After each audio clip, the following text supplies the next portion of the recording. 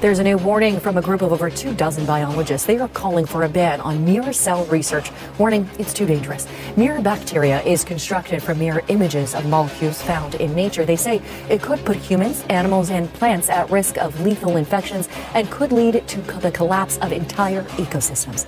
In a 300-page report published by Stanford University, researchers say mirror bacteria could not evolve from existing life, but their creation will become increasingly feasible as science advances. Their altered interactions with natural organisms could lead to profound and highly consequential effects of those natural organisms. Now, our next guest is one of those scientists raising those concerns. Dr. Michael Kay is a professor of biochemistry at the University of Utah who builds mirror molecules that could be used to develop therapeutics. We reached him in Salt Lake City, Utah. Thank you, sir, for taking the time. Thank you very much. Okay, very quickly and as simply as possible, if you could, let's just start with perhaps explaining a little bit, very simply if you could, what exactly mirror molecules are. Sure. So all of the natural biomolecules, things like DNA, proteins, sugars, have a certain handedness to them, kind of like your hands. It's theoretically possible to make versions that are the mirror image, like your opposite hand, of those molecules. But those types of molecules can only be made synthetically. They don't occur naturally. And these are molecules that have a lot of potential, especially for therapeutics, because they're not recognized and degraded by the body, and they have the potential to be very long-lasting therapeutics. So potentially some good could come out of this, but we know there are many concerns that scientists have about this kind of organism. You once yourself, we know, had aspirations to create mirror life, but now you don't. So talk me through why. So the reasons are partly because of this, group's efforts to research and consider what the potential risks are of mirror life. And we've come to the conclusion, based on what we know so far, that those risks are very serious and that the benefits are very modest in comparison. And it turns out that you can access all of the benefits of mirror image molecules and therapeutics using chemical techniques. And so the key distinction here is making a self-replicating mirror entire organism like a bacteria is where the risk lies, because such an organism could grow unchecked.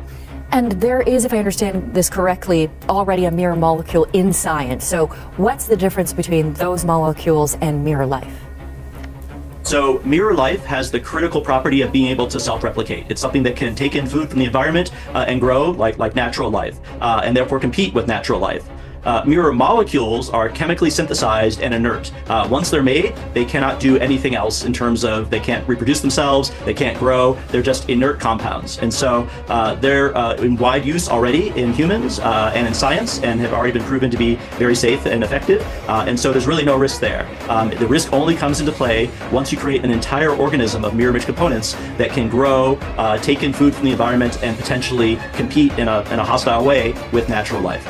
Talk to us a little bit more. What is that risk? What is the big concern? The big concern is that using bacteria as the key example, bacteria are kept in check from growing out of control in the natural environment by many different defense mechanisms. Our immune system is a great check against their growth in causing infections in humans. There are many predators of these bacteria that help to keep their population in check, and many other organisms eat these organisms and help to keep them in check. And so it is likely, based on our current information, that a mirror organism would be able to avoid all of those natural defense mechanisms, and therefore, if it was able to find a good source of food, would be able to grow unchecked in the environment. And if it were to get into humans or plants or animals or the ecosystem, it's something that would be, not controlled by any of the natural control mechanisms that otherwise exist. So Dr. Kay, how close are we actually to creating mirror cells? We're not that close. And so our group really determined that based on the very fast, paced advances in underlying technologies behind chemical synthesis and synthetic biology, that it is now seeming apparent that within our lifetimes, we estimate in the next 1 to 3 decades or so, that this could become feasible if there was a highly concerted effort, an international consortium, major funding, from government agencies and others, that this could become a reality in that kind of time frame. But it is not feasible today, and really not that close to being feasible today.